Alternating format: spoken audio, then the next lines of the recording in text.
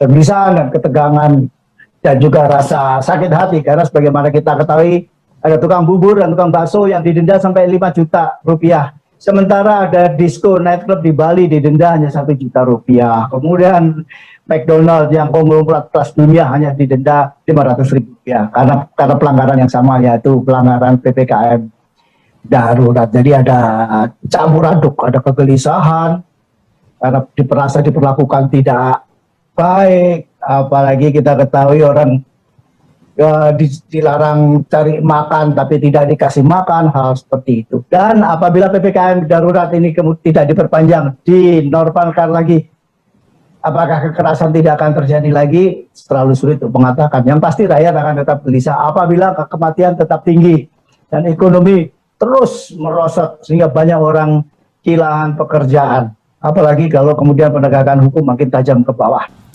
Semalam kita lihat semifinal kejuaraan Eropa, bukan kejuaraan Eropa, Piala Eropa ya, European Champion.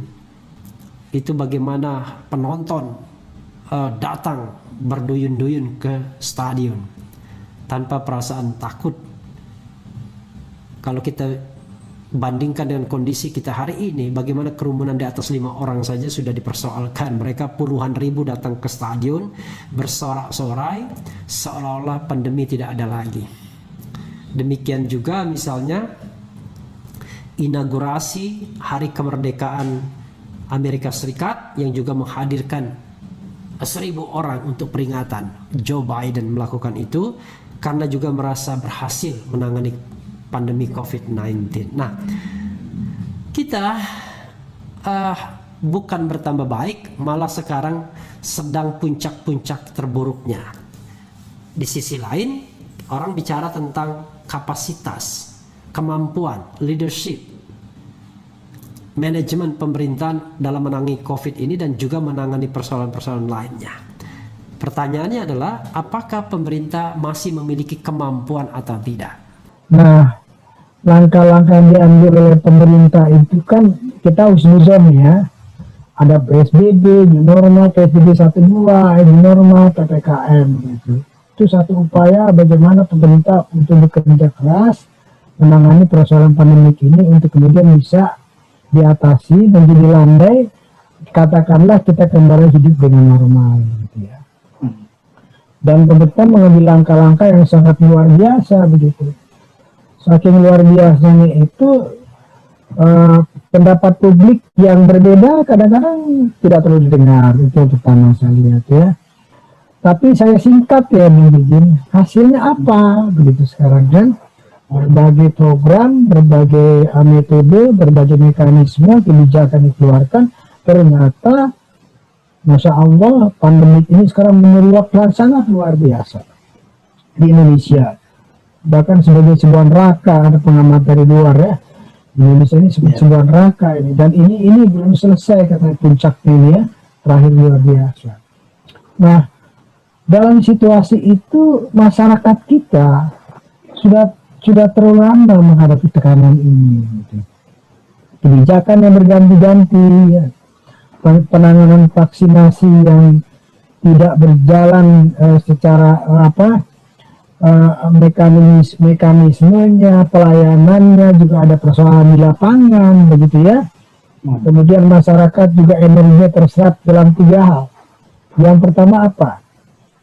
Jujur saja, dengan adanya pembatasan, sementara pemerintah memberikan bantuan tidak cukup ya, sementara adanya pembatasan maka ekonomi masyarakat boleh dikatakan mengalami turbulensi yang luar biasa. Tidak hanya di kalangan masyarakat grassroots, misalkan pedagang lapak ya, atau ekonomi mikro ya, sektor informal, bahkan sekarang ke perhotelan ya, jasa ya, transportasi dan bla bla bla lah gitu ya. Yang kedua, saya lihat penanganan pemerintah juga tidak sebagaimana yang diharapkan oleh masyarakat di lapangan. Bansos ya, yang menimbulkan masalah berkali-kali ya, tidak tepat sasaran sebagian, tidak semua dapat begitu ya, dan banyak masalah begitu.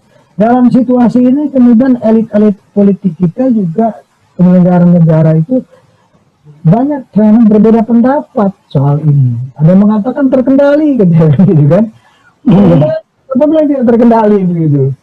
Karena sederhana gitu, mengukur terkendali. Ya, kalau terkendali itu menurun dong dan terpapar itu.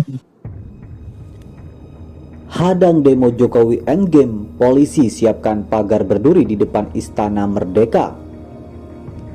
Kepolisian Resort Metro Jakarta Pusat telah memasang kawat berduri di sekitar akses masuk Istana Merdeka, Jakarta Pusat, guna menghadapi rencana demonstrasi Jokowi Endgame oleh sekelompok massa pada Sabtu hari ini 24 Juli 2021.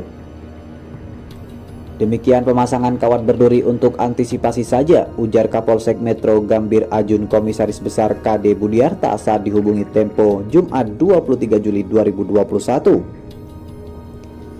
KD tak merinci soal titik mana saja yang dipasang oleh kawat berduri sebab hal itu menjadi wewenang pihak Polres Metro Jakarta Pusat. Namun KD membenarkan ada persiapan pasukan pengamanan khusus untuk unjuk rasa itu.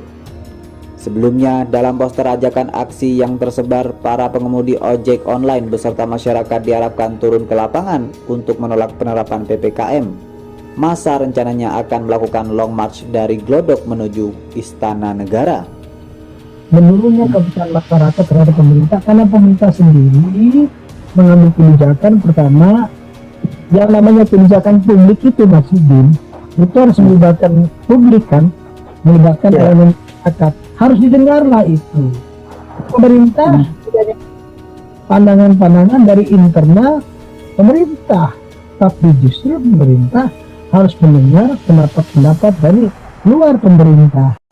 Tapi masyarakat bertanya gitu loh, kok ini semakin hari pandemi semakin masif luar biasa ya.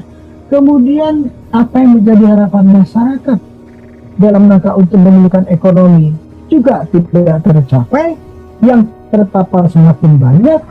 Adanya program vaksinasi sudah berapa juta masih divaksin, ternyata yang terpapar semakin banyak, maka muncullah question mark, pertanyaan besar dalam reaksi dari masyarakat. Sekarang ini masyarakat kecil atau orang kecil betul-betul seperti dianiaya secara hukum. Bayangkan kalau orang kecil seperti tukang bakso atau tukang bubur bisa didenda sampai jutaan rupiah.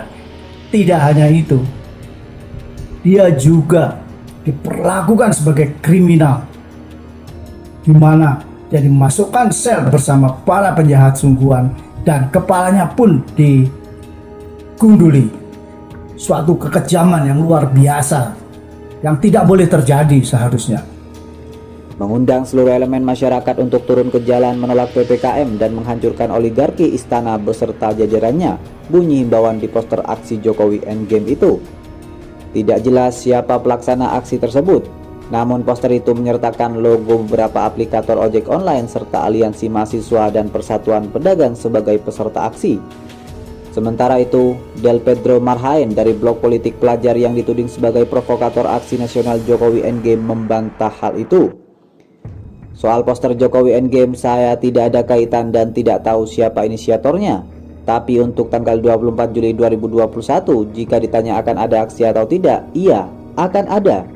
Itu tidak bisa dihindarkan akan terjadi karena kita tahu warga sedang marah dengan situasi belakangan ini, kata Del Pedro. Fakta, misalkan soal kerumunan, ada seorang tokoh agama, tokoh ulama, kerumunan kena 4 tahun gitu ya.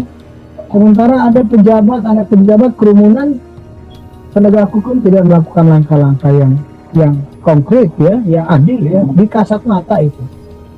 Kemudian dipertontonkan bagaimana aparat hukum, entah itu Satpol PP atau siapa itu, mereka memperlakukan pedagang ya, memperlakukan ibu-ibu yang pedagang lapak dengan cara-cara yang sangat tidak manusiawi misalkan kan, sampai terjadi sebuah komunikasi yang kok negara seperti tidak hadir, kok aparat negara seperti berhadapan dengan masyarakat seperti berhadapan bukan dengan warga, seperti berhadapan dengan musuh.